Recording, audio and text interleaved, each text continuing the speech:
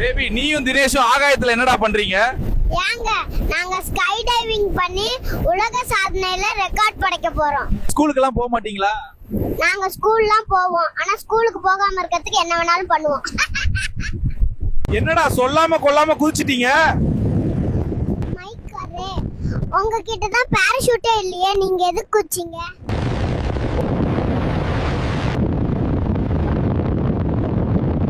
Baby ஆகாயத்துல இருந்தீங்க, இப்ப பார்த்தா பஸ் ஸ்டாண்ட்ல இருக்கீங்க. என்னங்க பண்றது, என் பொண்டாட்டி பொங்கலுக்கு ஊருக்கு வான்னு ஒரே நச்ச.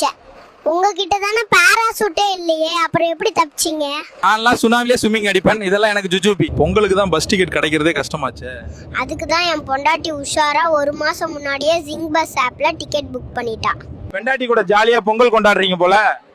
அட நீங்க வேற, பொங்கல் பரிசு அந்த 3000 என்கிட்ட இருந்து புடிங்கிறாளுங்க. இவ என்னைய பாசமா ஊரு கூப்பிட்ட போதே நான் உஷாரா இருக்கணும். பாசம் எனக்கு இல்ல அந்த பொங்கல் பரிசுக்குன்னு.